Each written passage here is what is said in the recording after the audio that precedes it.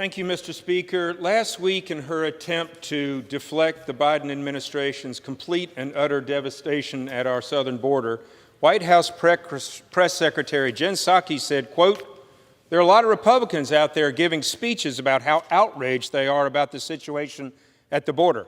Not many are putting forward solutions or steps we could take." Well, she got one thing right. We're outraged. We're outraged because every single day we hear from constituents who are dismayed, angry about this administration's complete lack of concern for the safety and well-being of our nation at the southern border. They resent the fact that on his first day in office, the Unity President gave up on border security and hung a welcome sign in our border communities. Biden sent a very clear message to the world that our rule of law would not be enforced under his administration. Jen Psaki now has the audacity to complain about Republicans highlighting a crisis that they themselves created and claims she hasn't heard solutions. Jen, if you haven't heard solutions, circle back and listen. To start, the biggest thing the Biden administration needed to do to protect our country was nothing at all. The former administration had laid out a clear and effective border security measure.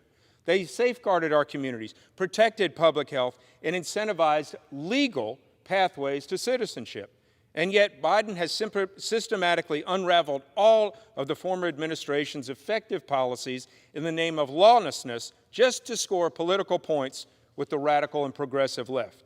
I cannot fathom how anyone in a position of authority, Jen Psaki, President Biden, Harris, Secretary Mayorkas, would spend more time ignoring our laws than correcting the crisis that they created. So, Biden administration, now that we've gotten your attention, please listen how you fix this crisis. Number one, enforce the laws that are written.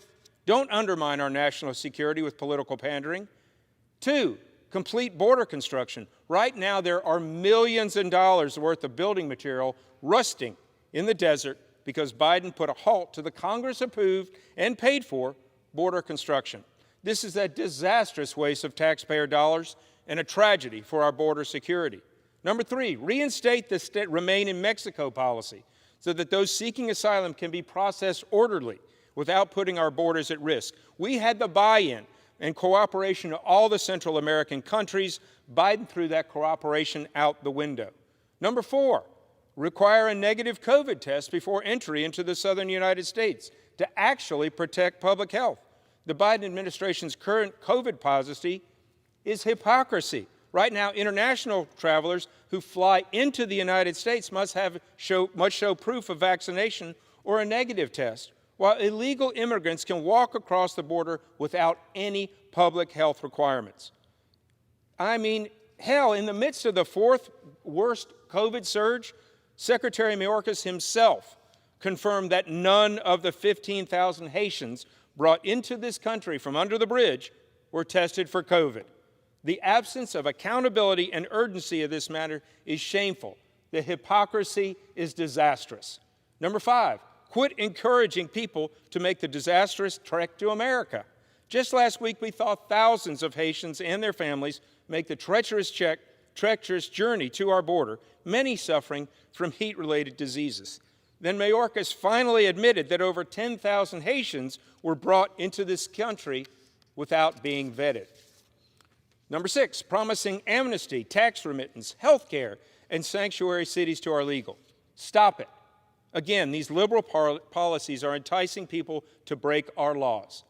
So next time, before Jen Psaki or anyone in the Biden administration criticizes House Republicans for talking openly about how to combat a national security crisis of their own making, I suggest she circle back and revisit all that we have said in the preceding months. The great hidden provisions in the new reconciliation package presents the most disastrous immigration policies in our nation's histories. I don't envy Jen Psaki's job of having defended the destruction of this country. Mr. Speaker, we are a country of laws. Our laws need to be enforced. I continue to fight for the security of this nation and our southern border. Thank you. I yield back. Members are reminded to refrain from engaging in personalities toward the President and to direct the remarks